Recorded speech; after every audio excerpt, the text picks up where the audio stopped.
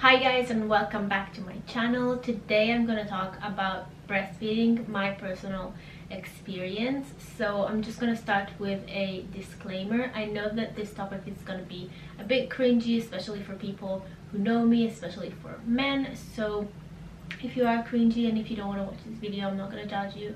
You can click out, it's fine.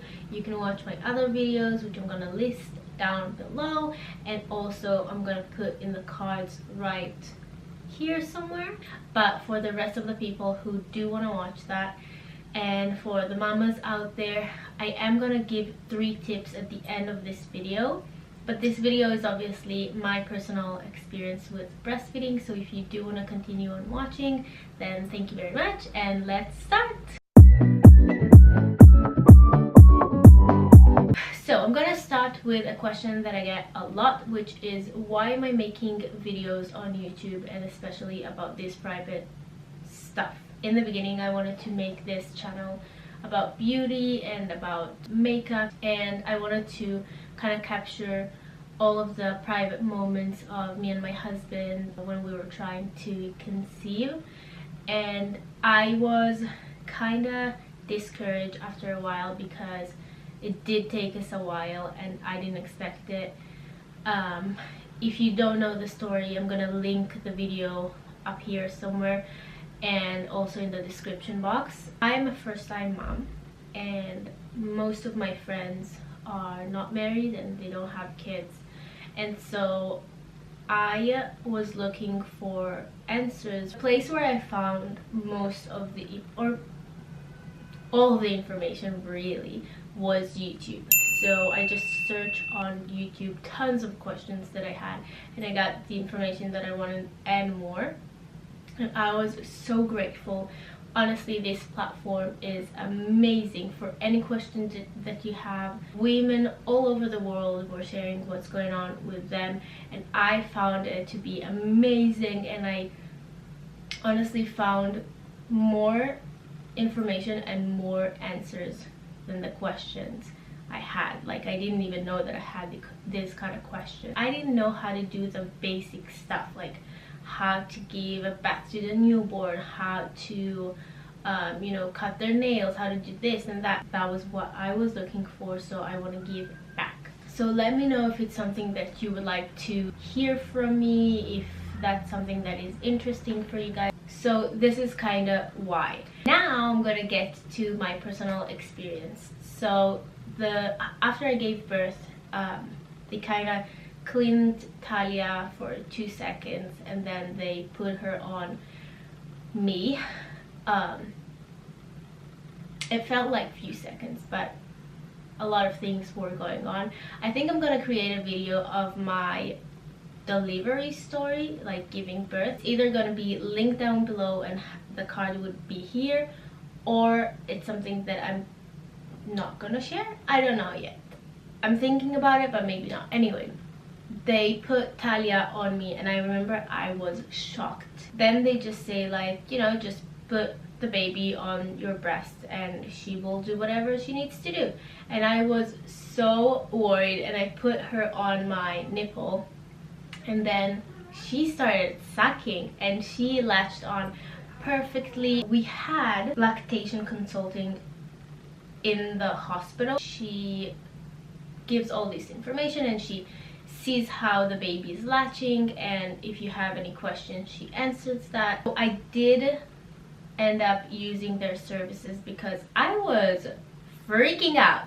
First of all, I did not know that in the beginning no milk is coming. I thought that I already had the milk, and when the baby is latching on, she's drinking the milk that I produced.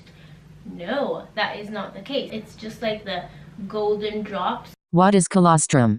Colostrum is the initial milk a woman produces midway through pregnancy and during the first few days after she delivers. This thick, concentrated fluid, which is often a golden color, is very low in volume and might not seem like much, but it actually provides huge benefits to your baby, as newborns have very immature and small digestive systems. During the first days of a newborn's life, there is a tremendous need for proper and specific biological actions that occur to program the baby's immune system. Colostrum contains antibodies to protect against disease.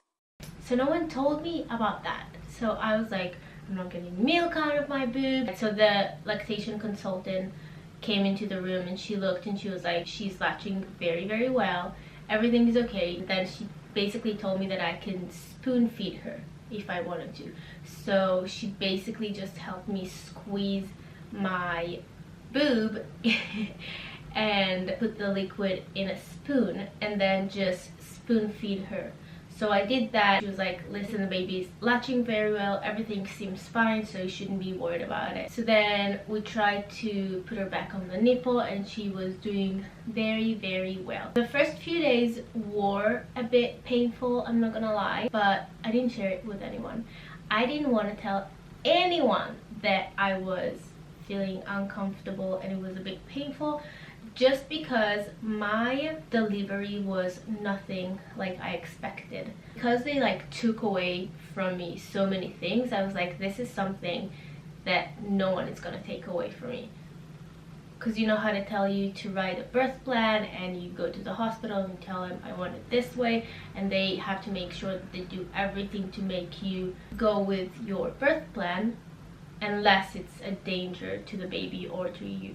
And I remember that everything I wanted to do did not go as planned. I think I am going to make a video about my birth story, then it's going to be linked in this video, and I'll put a card right here. But I was like, you know what, even if it's painful to breastfeed, that is something that is in my control, and if the baby is latching well and if she's getting enough food, I'm going to bite my tongue and she's going to be breastfed, because that was something that I really wanted to do. That is something that I knew from the beginning that is what I wanted to do. 3 or 4 days later, everything calmed down and breastfeeding was amazing. I felt like a mom. The first month was amazing. She was eating every hour and a half. She was eating very efficiently. She would eat as much as she wanted, and then she'd have an hour and a half break. After 2 months, I was worried that I'm not producing enough milk for Talia and she's not eating enough, and I was really worried. So I called the hospital and they had a lactation consultant coming to the apartment and seeing how I feed Talia and see if everything is good. And I was worried because every time I'd feed her, like every time I'd finish feeding her, she would cry, and I just didn't understand what was going on. So the lady who came here to see if everything's okay, she was like, Talia is latching very, very well, and I had enough milk. Like she squeezed my boob and like this milk just came like flying out, and she was like, you have enough milk. She was with us for 2 hours, and at the end she was like asking me a bunch of questions. And Sam came home, and when we were talking at the end, and she was asking me tons of questions, and I still had my pregnancy brain. I couldn't remember anything. And Sam was like, you remember that Talia had her 2 month shots like a few days ago, and it might be the reason why she's crying. And I was like, oh. And then the lactation consultant was like, you didn't tell me that she got shots 2 days ago. So she told me basically that because of the shots, she has a side effect, which is like crying, not wanting to eat a lot, and it's perfectly normal, and you know, I shouldn't be worried. And I felt really stupid. Everything was still going pretty good, but she would still cry a lot, and I only gave her the bottle 1 time, and that was when I had to go and do my hair. So after I gave birth, I didn't care about sushi, alcohol, anything like that. I did not care about that at all. The only thing I wanted to do was to go to my salon and have my hair straightened. And that was the first time that I left Talia with her dad, and I pumped a lot and I left a lot of milk for her to have. And Sam had to bottle feed her, and I guess that once she kind of knew that there is something out there that can give her food faster and she doesn't have to work as hard for, I think she became a bit lazy. So that's another thing that the lactation consultant said. But then I think that like my letdown was not as fast and Talia was getting frustrated. So after 2.5 months, I think, I started pumping, and I am going to make a video about pumping. Pumping is like a whole different thing. It's amazing because you can see how much milk you have, and you know how much you fed your baby, and you can have a bit more control. I like to have control over things ish when it comes to my baby, so for me it was really good. So what I did was, in the mornings I would wake up and I would feed her. Her first feed would be around 6 and then 9, and then I would bottle feed her. And obviously I'd wake up in the middle of the night around 4 a.m. to feed her, and that worked out until she was, I want to say 5 months or 4.5 months. And then she just wanted to eat more than I could produce. I mean, I could produce that amount of milk, but it was just, it meant that I would have to pump every hour, hour and a half, and I would have to be on the machine for so long, and it was just too much. So I tried giving her the powder, and she did not like it at all. So I'm also going to talk about that in the pumping 101 video, but basically I'm mixing the two. I'm mixing my milk with the powder milk, and she takes it for right now. It's going very, very well. So I kind of wanted to go back and talk about the good, the bad, and the ugly. The good thing about breastfeeding is obviously breastfeeding is the best food that you can give your child. Saying that, I'm not shaming any mom who wants to use powder. Like, this is not me being like, oh, you moms out there who are not breastfeeding and using powder, you're gross. No, not at all. I just want to make that very clear. I'm very proud of every mom, because being a mom is like so good for us moms. The second thing is, I felt like a mom the minute that Talia was on my nipple. Before that, you just feel like, oh my god, oh my god, oh my god, like everyone has to help you, the doctors, the nurses, the midwife. That was when like something clicked there, and I was like, okay, I'm a mom. Another good thing was obviously the connection that you have with your baby when you breastfeed. I think that also when you give her the bottle, you still feel that when she's holding you and you are feeding her, and she stares me at the eyes every time I feed her, and I just love it. And then she touches me, and it's like you just feel connected. Like, also her dad, when he feeds her, I think he feels the same, or anybody when they feed a baby can feel like a bonding moment. I think that that's amazing. Another thing is that you don't get your period. So I didn't get my period for the longest time. I was pregnant for 9 months, and then I didn't get my period until Talia was 5 months. Yeah, 5 months. So for the longest time I didn't have my period, and it felt amazing. I loved it. The last one that I'm gonna list is, you burn so many calories just by breastfeeding. So many calories like that, just because you breastfeed. So that's another good thing, because after giving birth, I think you have like this, you have a purpose in life because you're a mom, but at the same time you're like, what is going on with my body? Like, oh, you know, that's a good thing, because it's like slowly you're getting back your body, and this helps with the process. The bad thing is that I was leaking everywhere all the time. At some point when people were coming to visit, I had to like put these pads in my bra, just because it was just like all over the place. I would wake up with like, it was a mess. So then also the pads would get so wet that it would start to itch, and it was so gross. Like, you have to act like everything is fine. Like, you're talking to people and you just feel like, ugh, so gross. So that was a bad thing, but it was amazing because I had so much milk. I was worried a lot because again, I'm a first-time mom, and I guess I will always be worried about so many things, but the fact that you can't know exactly how much your baby is eating was like bah, bah, bah, bah, bah, in my brain. I was like did she eat enough? Is she satisfied?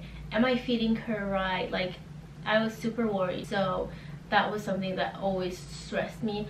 Also, like, leaving the house for a few hours would be stressful because I wouldn't know if she takes the bottle well, if she is okay there, and if she's not okay, then I have to rush back home, and I was always like super worried. And at the same time, like, leaving the house, you can't pump when you're outside, and you just come back home with like 2 rocks. It's like so painful, and you just have to go into the machine and just like pump it all out, and or feed your baby, and it would be like and then another thing that was worrying me when I was breastfeeding exclusively was the fact that you can not know how much your baby eats. So for us, we had to go to the doctor every few days because Talia was born after 41 weeks plus 3, and she was weighing 2.8, and that was low.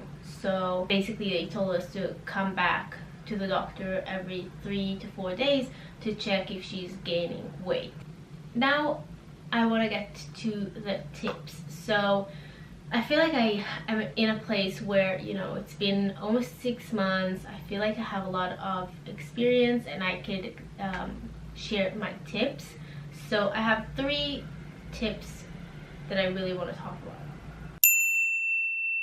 Okay, the first one would be, usually, I guess it depends where you live, but where I'm from, in the hospital, you can rent a pump. When I was in the hospital, I was like, rent a pump? I don't need a pump. I'm just gonna breastfeed. That's all I'm gonna do. She's gonna just be at my boob the whole time, and I'm gonna be fine with it. And you know what? In the beginning, it's amazing. Like, you feel like a mom. You feel like you have a purpose. You feel like, you know, that is what I want to do all the time.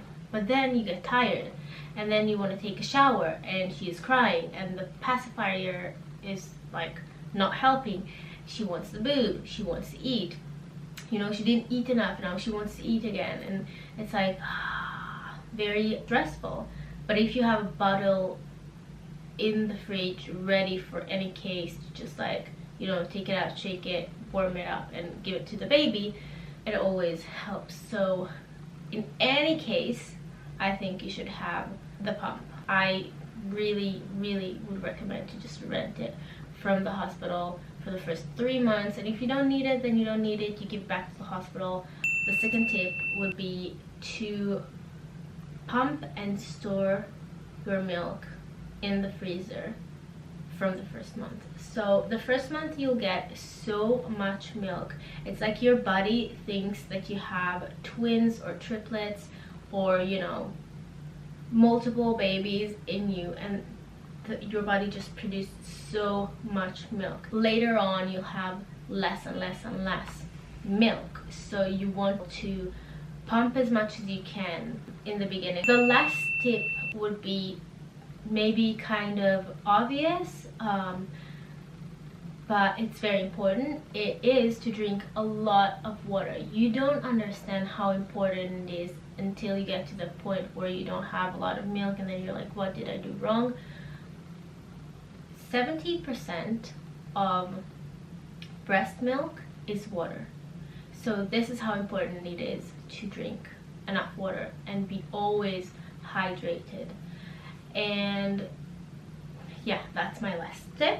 I wanted to ask you guys, mamas out there who stopped breastfeeding, how do you do it? Like, do you just like go cold turkey, or how do you do it? She will be 6 months soon, and then we'll start with solids, and then I guess I'll give her a bit of milk and then a bit of solid, and I don't know how it works. So if you guys do know how it works. If you have any advice, I would be so happy if you would just put it down below in the comments and let us all know the tea.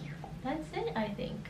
So if you enjoyed this video, please give it a thumbs up and subscribe to my channel if you're not already. And that's it. Bye.